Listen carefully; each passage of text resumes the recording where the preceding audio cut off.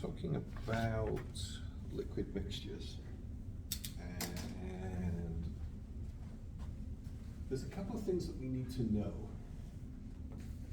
that we already know, but we're going to put them together and create what real examples look like, not what other textbook examples look like. So Raoult's law for us has always been about two components. Raoult's law gets written two ways in chemistry. Two. We could have done it in one, but we do it in chemistry too. Two ways. One is that of A and B, only one of them is a volatile liquid, and the other one is non-volatile. In which case, let's have this one be volatile. So if I plot mole fraction of B, and it runs from 0 to 1, get that, and right here is the vapor pressure of pure B. And if A is non-volatile, it's just an impurity, and what it does is this. That's the only graph that we get, because A being non-volatile, pure A going this way has no vapor pressure at all. Okay. Now it gets a little bit more interesting when you let the other component also be volatile. And now, because they don't have the same volatilities, I have pure A here, so I see the vapor pressure of A. I have pure B there, so I see the vapor pressure of B. And an ideal solution has a number somewhere in between. Okay.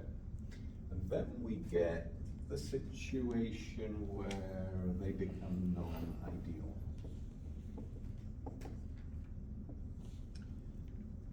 And that's because A and B attract, or A and B repel. There's a little conversation to be had here about enthalpies of solution. Small enthalpy.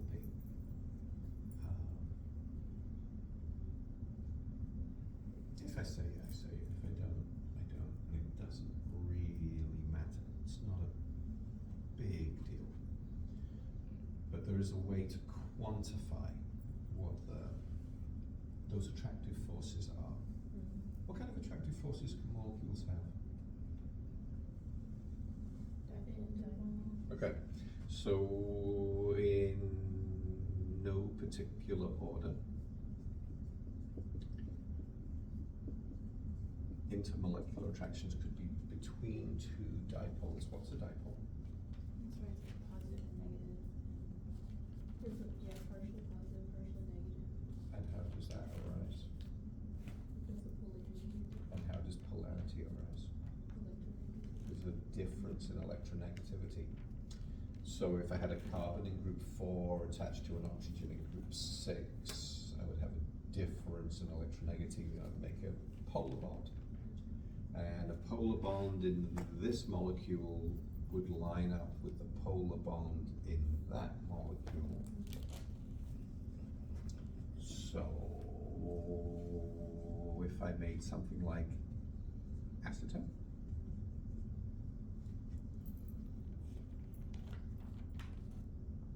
then it would line up with another acetone. Is that how it works? No.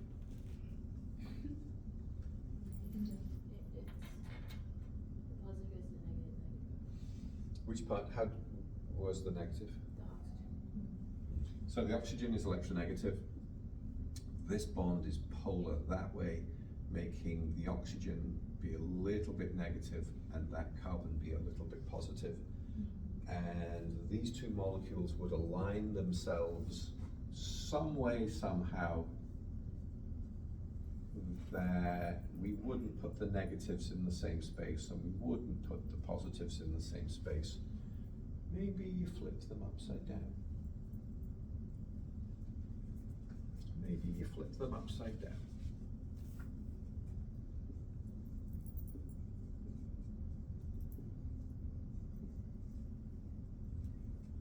Now I have a negative in proximity with the positive, and I have a positive in proximity with the negative, and that just sounds like lower energy. Okay. It's a tiny bit more complicated than that. Tiny bit more complicated than that. Anybody guess why? There are hydrogens. They don't play much of a role here because the dominant thing is the dipole. Can you answer the question again? Let's give you another example.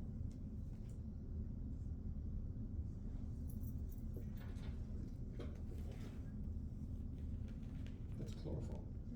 No, it's not. That's a chloromethane. Chloroform has 3 chlorines. And that bond is polar.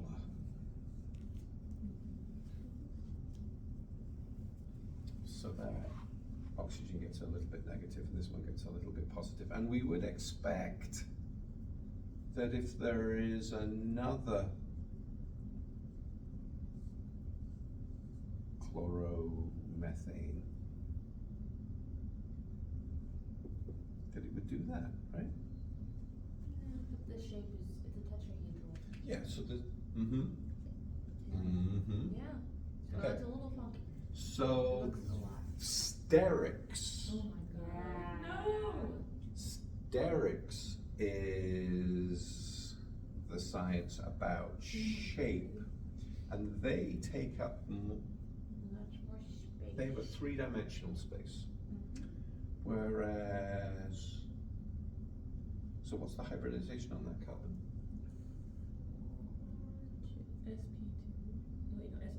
SP3 is the name of the hybridization that we gave to that. Don't worry if that's not ringing true with you.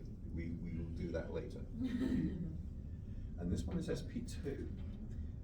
These are flat. When you have, where does the flatness come from? They're double bond. Pi bonds do something extra that the textbook doesn't tell us about. Pi stacking. Oh my god. Did you do that in biochemistry? I don't know, Dr. McGuire. There's a thing called spontaneous self-assembly, where biological molecules, if you put them in the same soup, they find their way to just the most comfortable arrangement. And it turns out that pi bonds, the best place for a pi bond is right on top of another pi bond. Yeah, because those electrons are moving and they generate a magnetic field. And that field wants to sit on top of another field.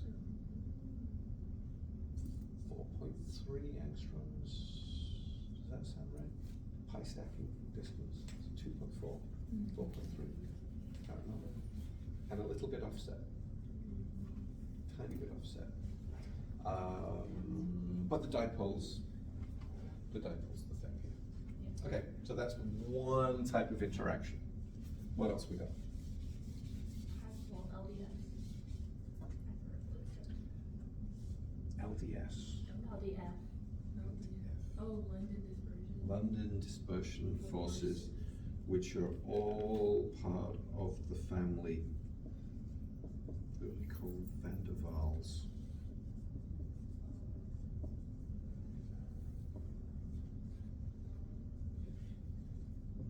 What's a London dispersion force?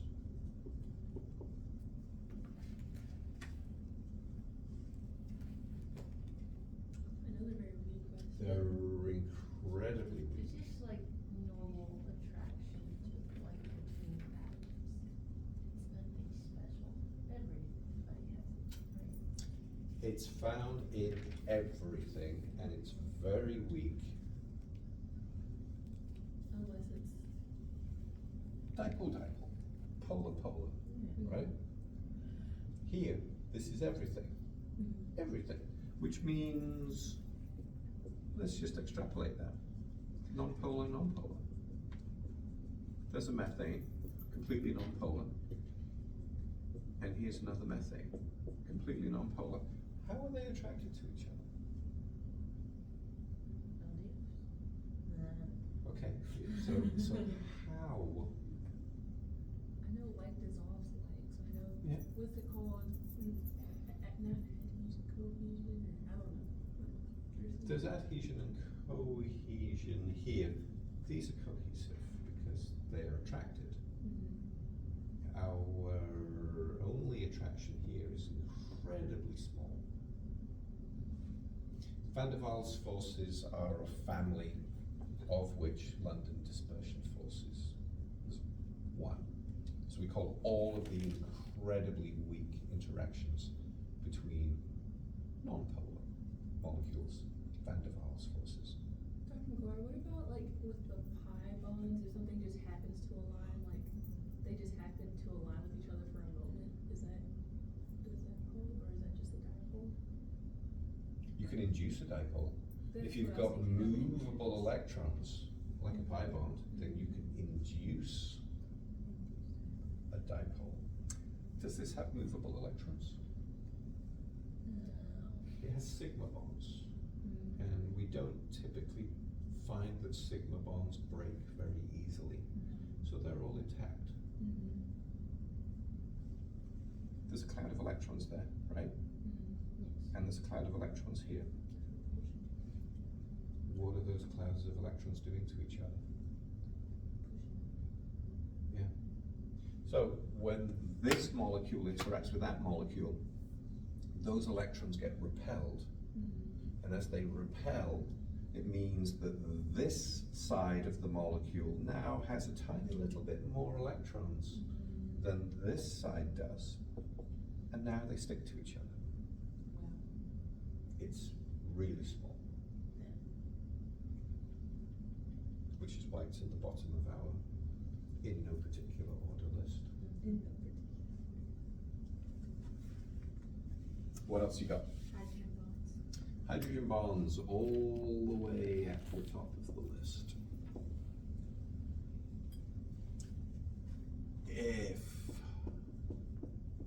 What's a hydrogen bond? It's whenever it's like It's an attraction of the hydrogen to a partial negative. How can I recognize that my molecule is capable of making a hydrogen bond? It's kind of floating by itself. The hydrogen ends up floating by itself. Well, not Did really. we write this on the board on Tuesday? Kind We of, did. not really. We're gonna go into depth about the bonds again. Then I there has to remember be those, an I said the electronegative word atom. hatching out loud. Yeah, the hatch lines. So it has to be an electronegative atom that is attached to other hydrogen. The hydrogen has to be directly attached to an electronegative atom. And the electronegative atoms, groups 5, 6, and 7, are the ones that have lone pairs of electrons. So I get an atom that has a lone pair of electrons and a hydrogen. Group 6 versus group 1 means that bond is very, very polar. And so when it encounters another molecule,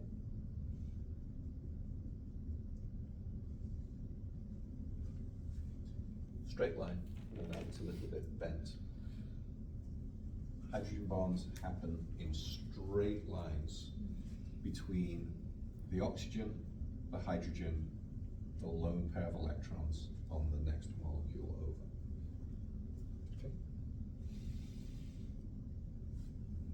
That's the bond donor, that's the bond acceptor, which is completely contrary to all other bonding theories where we make the lone pair be the donor of the bond. What's a base? Lewis base. It's an electron pair donor. Bases make bonds. Not in hydrogen bond theory, they don't. Okay, anything else missing? Hold on. Covalent bonding. Oh, you're talking about for hydrogen? No, for intermolecular attractions. If it's covalently bonded, it's part of the same molecule. Talk about intermolecular. I feel like you're on the same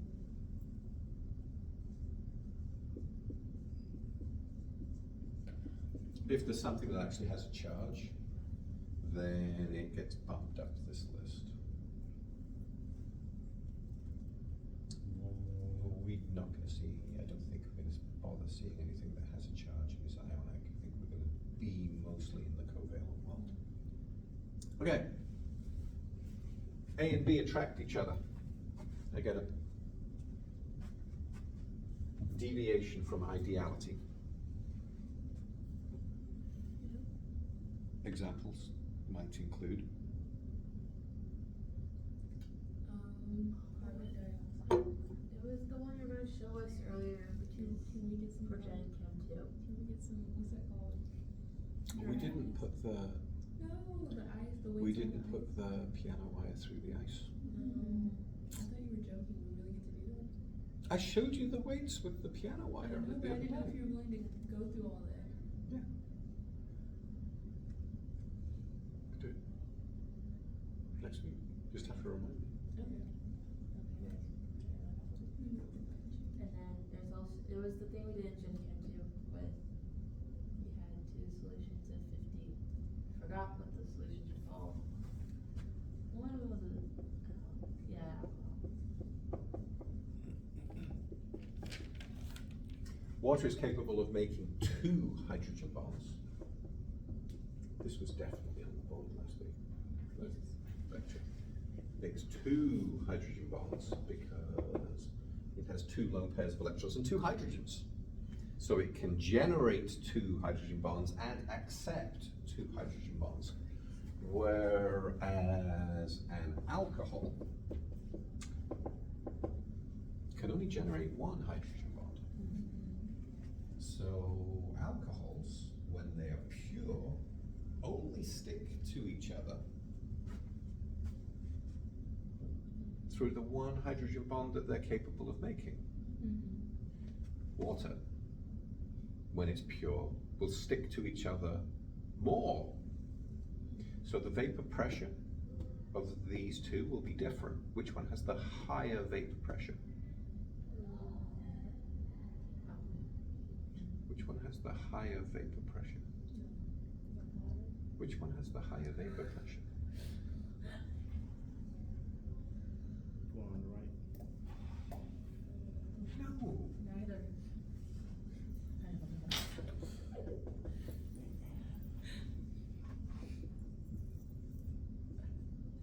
We talked on Tuesday about vapor pressure being. I know, but then I was playing with you. Wow. He's like, well, which one? As he points to the water. It's even more to the water. Which one is? I know. These Yes. stick to each other less than they stick to each other. Therefore, it is easier to put this into the vapor phase. Yes. It requires less heat. Okay. This one is the most volatile. This one is less volatile. Which one has the higher boiling point? Water has the higher boiling point because it's more difficult to turn the liquids into vapors because you have to overcome the attractions in the liquid phase in order to get them into the vapor phase. Okay. Now, if if I throw some of this in with that, Mm-hmm. the alcohols can only hold on to each other one time. Mm-hmm. They can only make one hydrogen bond, but the waters can make two. So a water can now hold on to two alcohols. Did I just make it easier or more difficult for the alcohol to boil? It's harder. Yeah. I made it more difficult for the alcohol to boil if I added a drop of water. These attractions in the liquid phase have to be overcome to make it go into the vapor phase. And they have more attractions and the same kind of attractions to this. Okay? Is that why you sober up faster when you drink water? Is that why you sober up faster? Random question,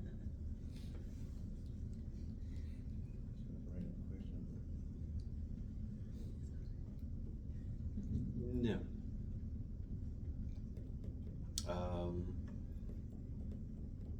And yes. Wow. So not the actual vapor part, but the solubility part of that the alcohol is soluble in water, and we have a rapid water soluble metabolism. That if you drink lots and lots of water, then you have to go pee, right?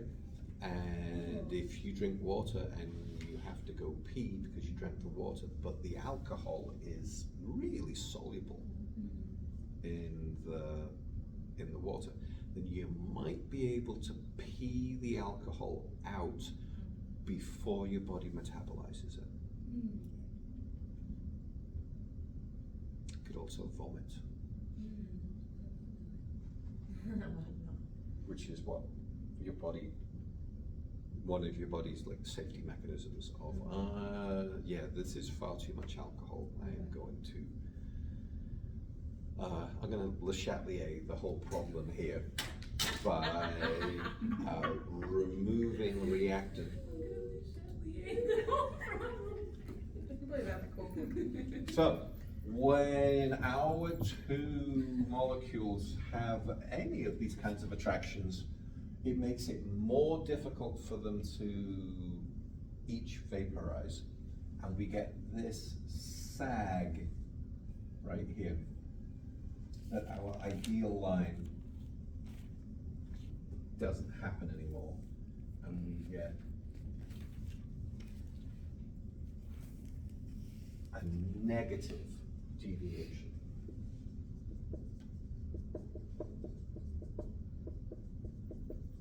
Okay. And then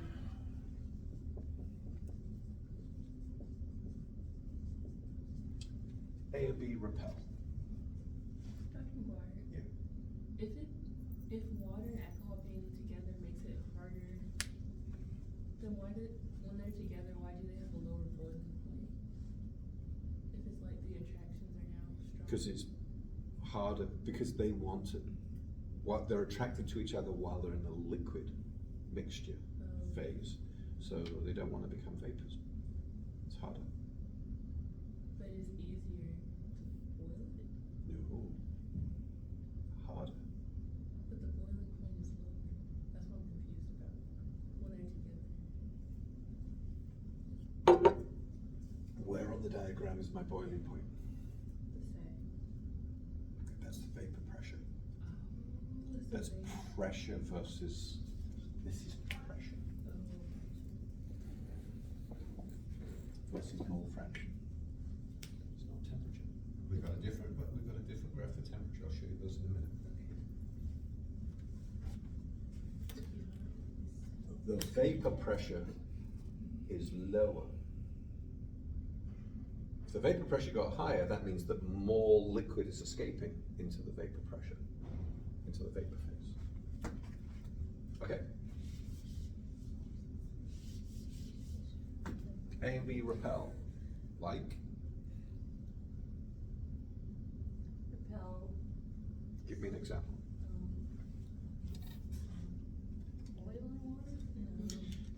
waters, you got too far because now they don't mix. These have to be miscible. Remember that word? Did we write that word down? Did we spell it? We did, yes, we did. And then we mentioned how it had to just miscible. And then you're like, yeah. Well, that's Not the because same. A and B have to be miscible. If they're immiscible, then I have two layers, and I'm not dealing with solutions anymore. I'm dealing with a mixture. What if you have like an aqueous and organic? Does that count, or they technically not miscible? Depends how organic you are.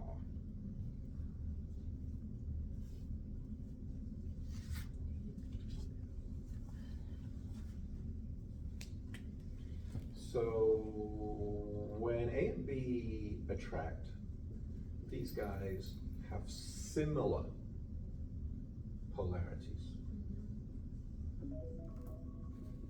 What happens if the polarities are the same? Not similar, same.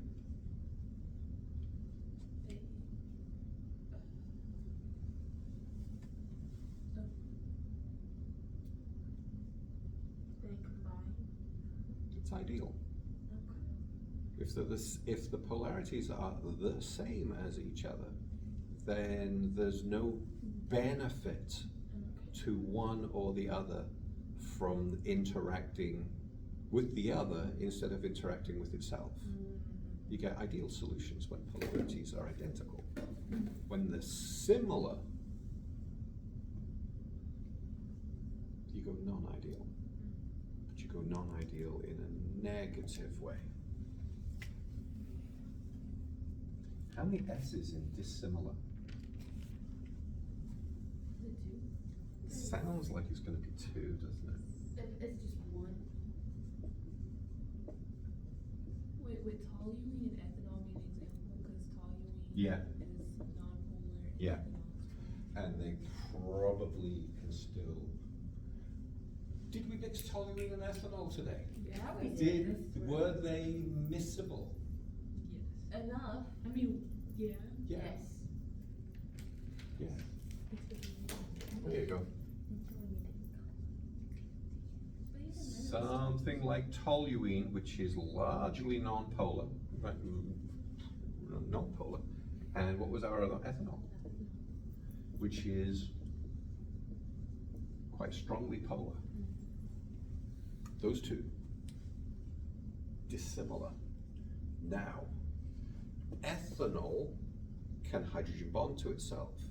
So if you are an ethanol molecule in the liquid phase in a pure liquid ethanol, as you are trying to go and vaporize, the other ethanol is pulling you back into the liquid phase because it's holding on to you.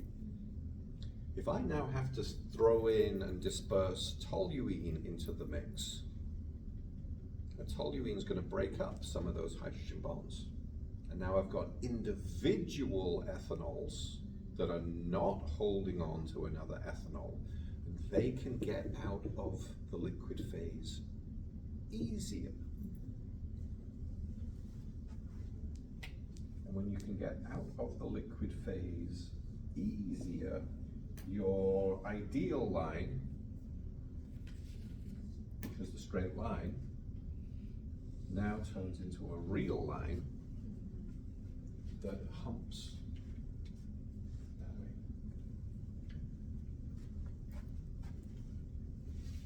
All right. That's Raoult's law. And we can put numbers to that.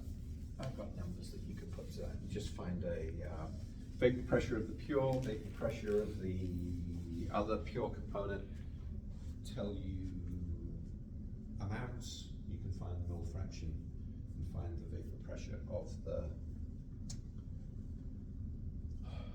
of the ideal mixture.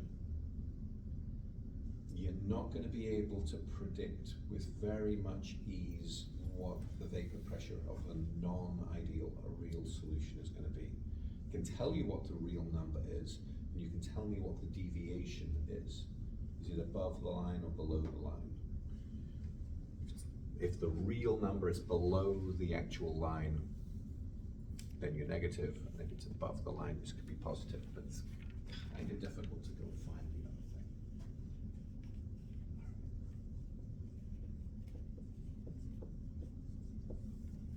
What do we remember about Henry's law? Oh my god. Gas line. It has gas in it.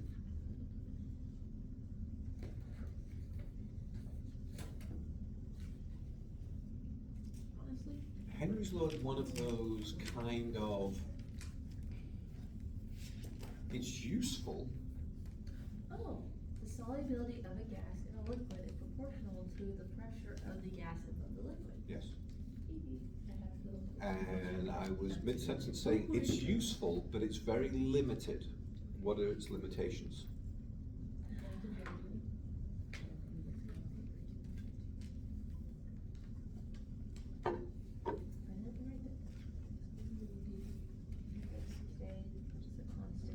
Did we do S equals KP, or did we do C equals KP? S equals Okay. KP. Because it depends which book you're reading. S, solubility of a gas is equal to K, which is a constant, multiplied by P. So this is for an individual component. So the solubility of A is equal to the pressure of A. What are the limitations for Henry's law? I didn't have that written. This is the solubility of gas. In what? What is it soluble in? Which liquid? Its own.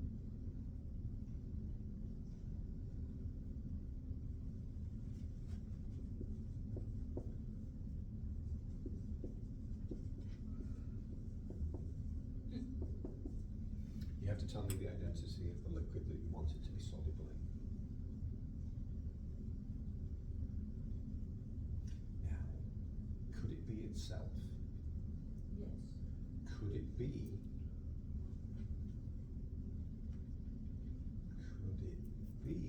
the vapor of a liquid soluble in itself? That's an interesting proposition. And then this is the pressure of A in that named liquid. And K is a constant for A in the named liquid. This is awfully specific. So if I were to find what the solubility of carbon dioxide is in water, I would have a value of K. Solubility, pressure, two things I can measure. I'd be able to find the value of K. Could I use that K to find what the solubility of nitrogen is in water? Could I use the value of K to find out what the solubility of carbon dioxide is in ethanol? No, because it's really super specific.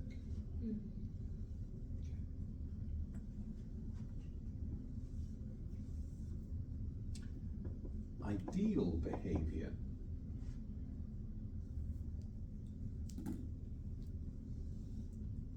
does this kind of thing. That pressure versus amount. I'm just going to put amount here. Now, how can we measure amount? Amount of what? Stuff. A. Component A. Could measure it in grams or moles. Or we could measure it as how much of it is part of the whole thing. Like mole fraction.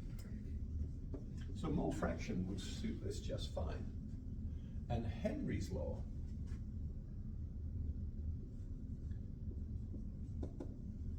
when it's ideal does that. And Raoult's law when it's ideal does this.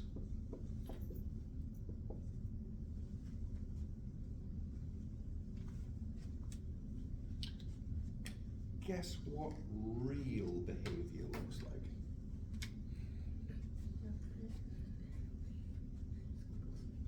We've got two laws that say the vapor pressure of the components in a mixture follow this straight line.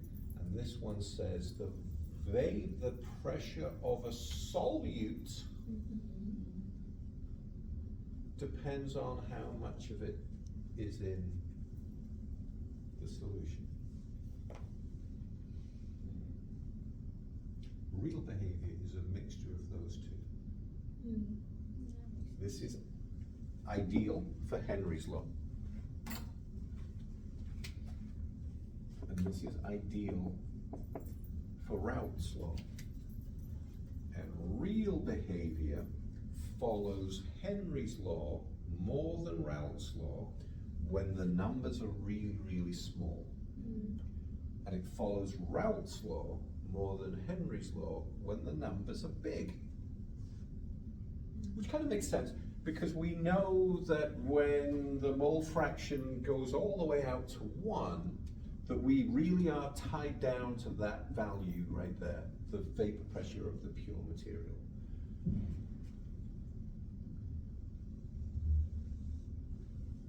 That's what real behavior looks like. Yeah.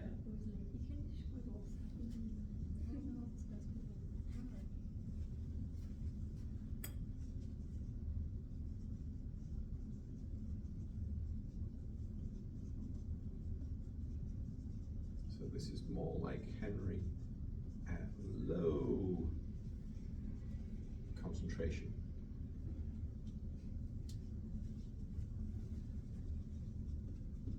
And more like Raoult.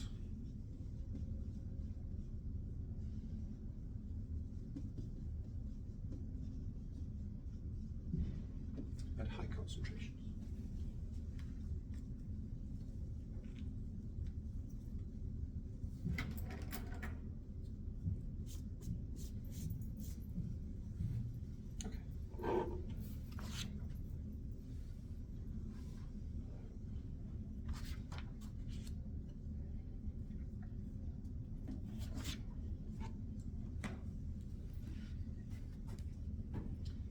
This curve, it's an interesting thing. That curvy part right there. And in fact, the curves on the Raoult's law stuff is interesting too. Okay, we had a question about temperature a minute ago. There are two things that happen with temperature that we can use. One, and I'm not done with this, I'm going to come back to this and Oh Lord, not him. yeah, No, that's cool. I forgot what he did though. vapor pressure at two different temperatures. Follows the same general equation as the Arrhenius rate constant at two different temperatures form of equation. But what Clausius-Clapeyron does is, if you were to plot, and this just, in its simplest case, we'll come back and do numbers with this, but just going to show you graphically what's going on right now. If I plot pressure versus temperature for a liquid, what happens at very low temperatures?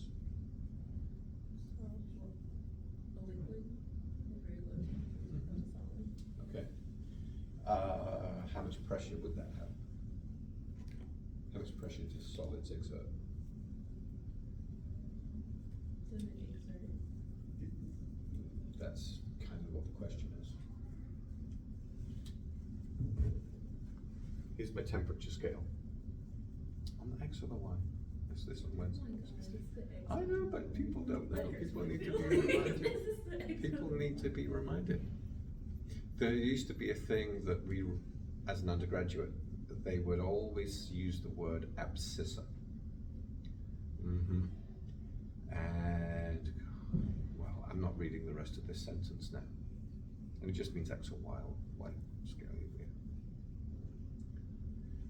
When temperature is low, where should pressure be?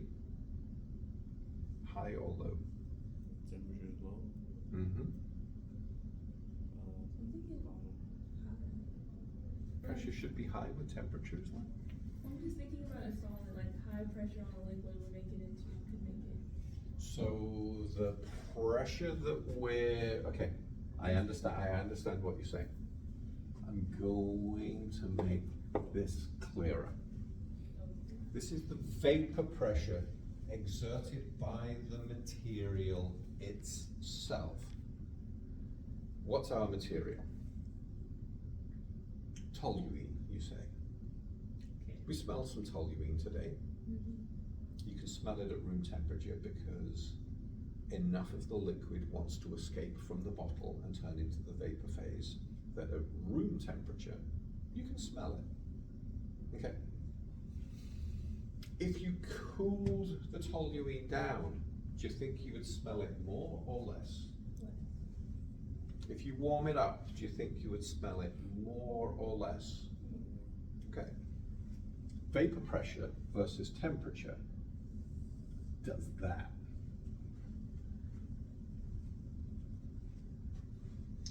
And at some point, vapor pressure crosses the boundary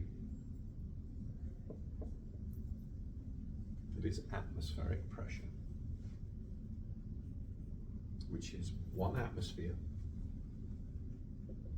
760 millimeters of mercury, or 760 torr, or 101,635, is that the number? Pascals? No, it It's feels like it was like 325. 101,325, something like that. When the vapor equals atmospheric pressure, something happens.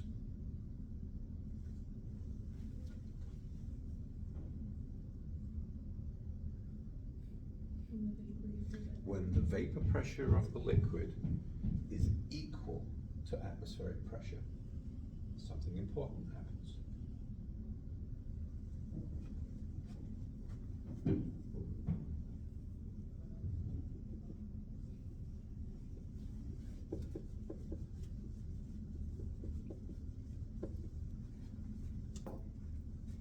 It boils.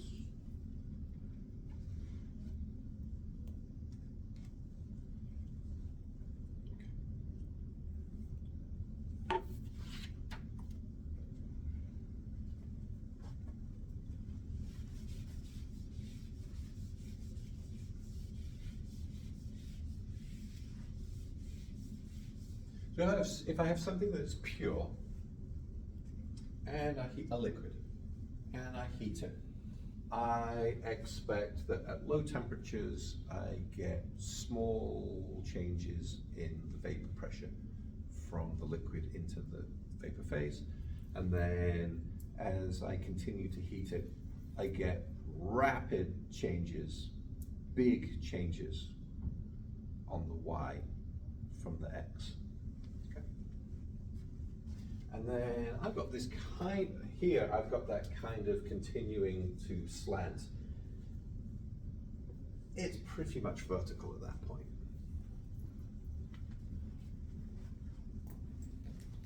So that's what happens when you heat an individual liquid. All right, so that's liquid A that we decided we were going to use toluene for. What's the boiling point of? I don't want to guess. All right, B. Here comes B.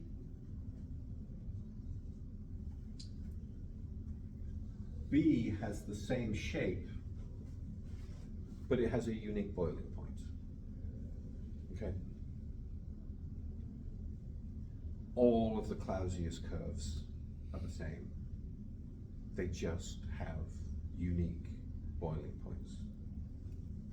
And boiling points are intensive and characteristic of the pure material that you're looking at. And it depends on what those intermolecular attractions are. Toluene is nonpolar.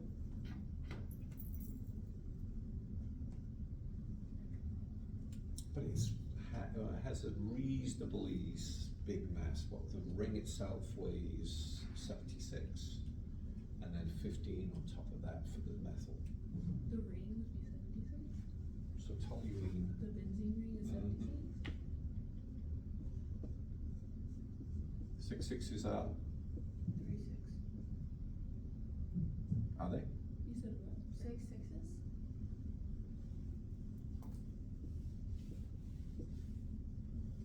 Yeah, 6 5 6. Oh no, 6 6. I say 6. Yeah, he said 6 6. You said 6 6s. 6 12s. And that's 72. It's 72. And then 6 hydrogens. Now I lose a hydrogen from the benzene when I turn this into a methyl. And that methyl is a 15, a 12, and 3 1s. 100. Okay. So it's nonpolar, which means there's not very many interactions to overcome, but it's reasonably heavy. For a hydrocarbon, it's reasonably heavy. And when we look at ethanol,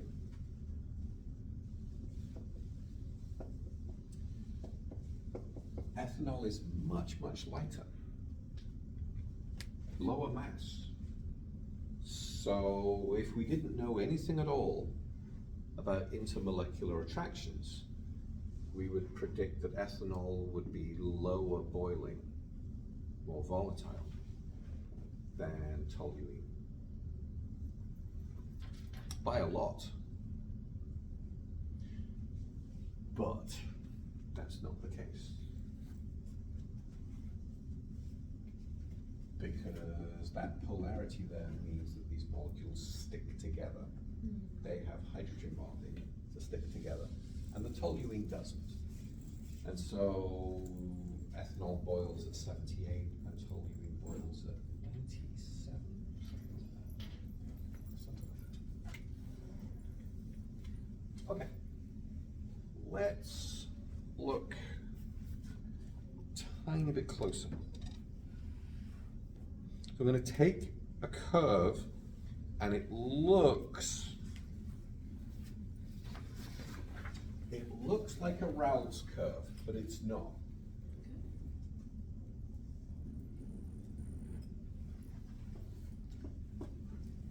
Here's our mole fraction. I'm going to go from 0 to 1 for A, and from 1 to 0 for B. But instead of plotting pressures here, which were the vapor pressures of the liquid components, I'm going to print temperature. And now what I have here is the boiling point of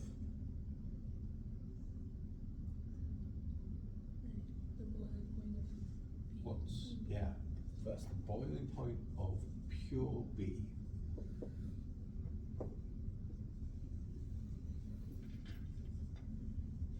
And then up here is the boiling point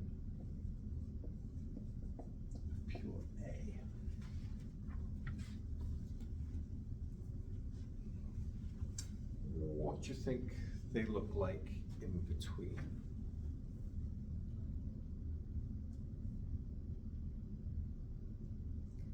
of like, I think I know what you're doing. you know, I think I'm just taking that, well, think- that's vapor pressure though, that's the thing, that's wrong. It also gets temperature though. Oh, that is true. I think that what you're doing I'm just flipping that is one, flipping the graph that way. and that's wrong. No, Oh. no, Great. no. So how would that translate here? Because the naive amongst us would say, well, that's going to be a straight line. No, because, It sags. yeah. Because it sags in the middle. I'm gonna make my difference between them be a tiny bit bigger, just so that my diagram's a bit better.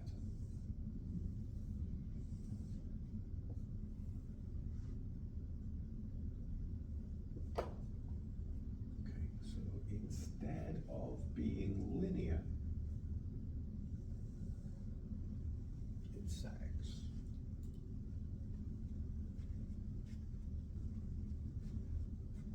Okay. Now, here is something, and at first, you're gonna have to think through this because something is currently missing from this graphical explanation, and we are going to find it. Okay. This is the composition of the liquid that we have. This is its trend in boiling temperature. Let's pretend. Let's pick a place. Bam. Right there. This place is more A than B. And A is the more volatile. Nope. A is the less volatile, higher boiling component. At this composition, let's call that composition 1. At this composition,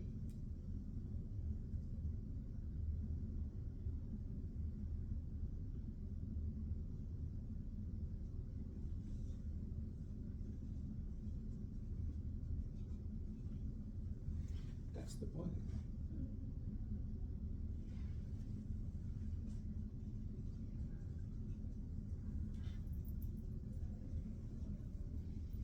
This is the boiling point of the liquid composition, liquid mixture that has composition of C1.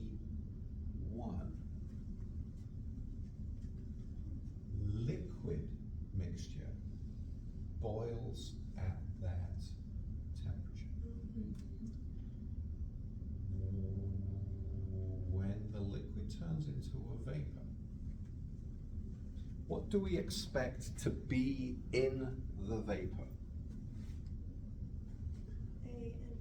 A and B. How much A versus how much B? Less A, more B. More B. Because that has a lower boiling point. Aha. So when the liquid at this composition boils, the vapor is not at this composition. The vapor's at a different composition because some of it is easier to boil than the other.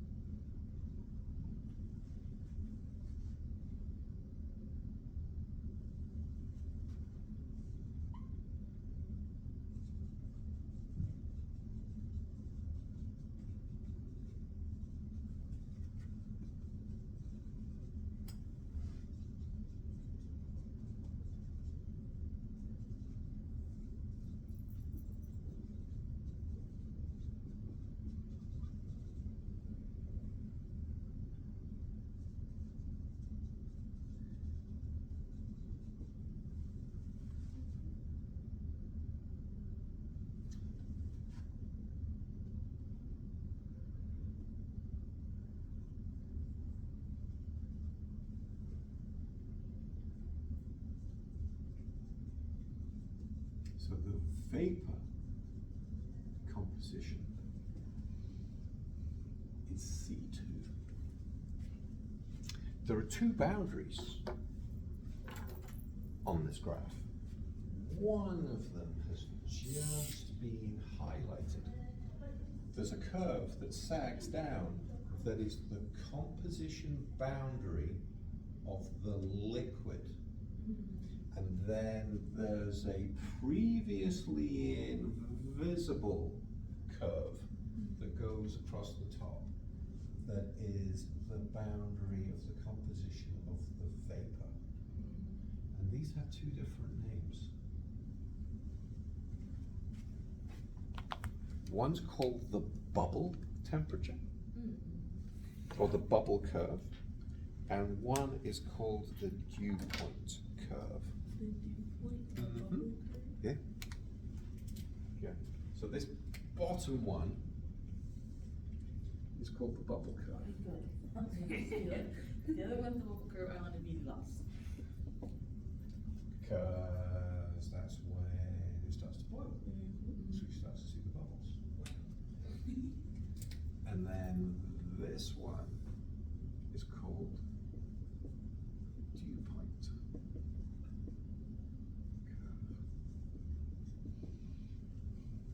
Because that's when you start to see it condense again.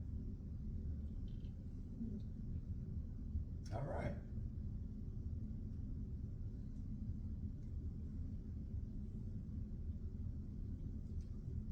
What if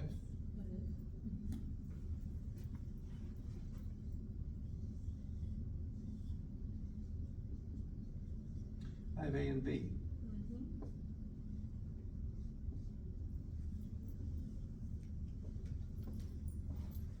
And A and B are in this container at composition C1.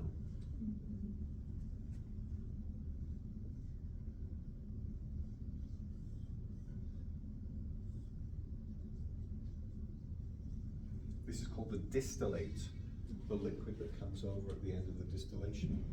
What's the composition in here? C2.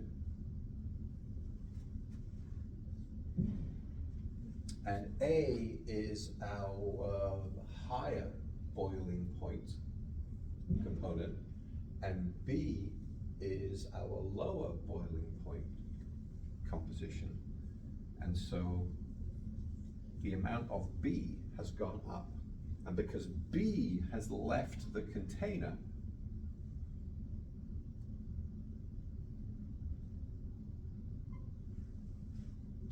there's less B there. And there is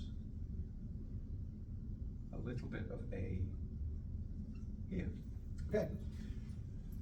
If I took this distillate and distilled it again, what happens?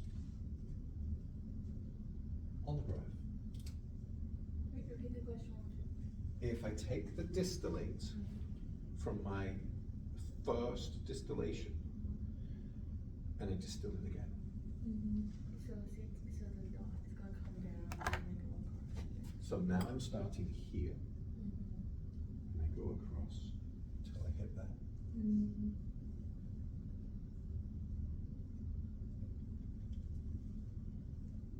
What if you distill it again? Down across. Do you remember on Tuesday we talked about triple distilled alcoholic spirits? That we triple distill out of it? Yeah. There's no point. There's no point doing it a fourth time. There's no point in doing it a fifth time, because this is a law of diminishing returns.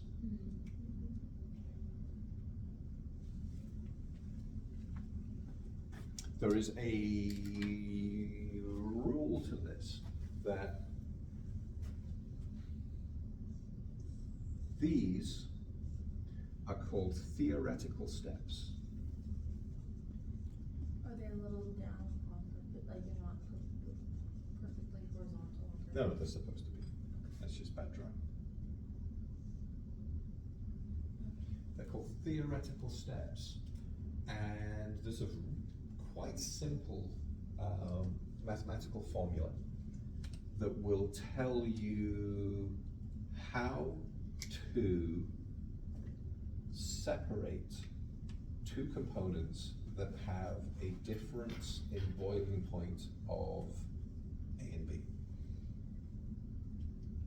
Because what we would do in reality is, instead of distilling it, separating it, and then distilling it a second completely separate time, what we would do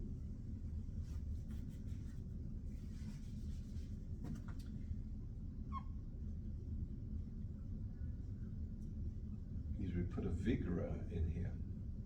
It's a good word. That needs to be written down. Vigreux.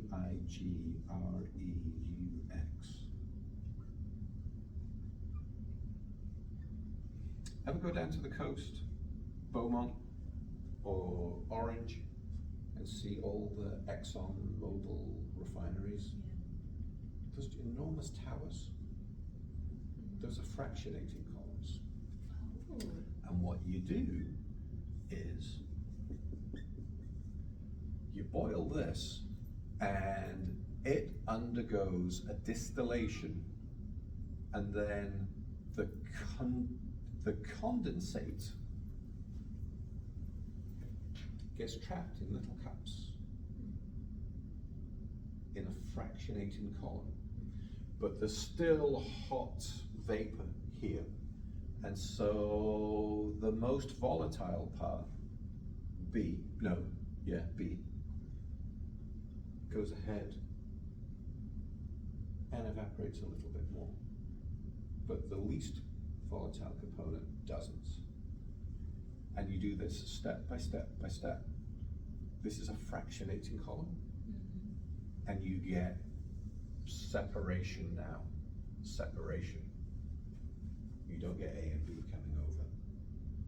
You get mostly B. Because this is multiple little distillations, one after the other. Makes the experiment longer, makes it more difficult, but adds efficiency. Okay.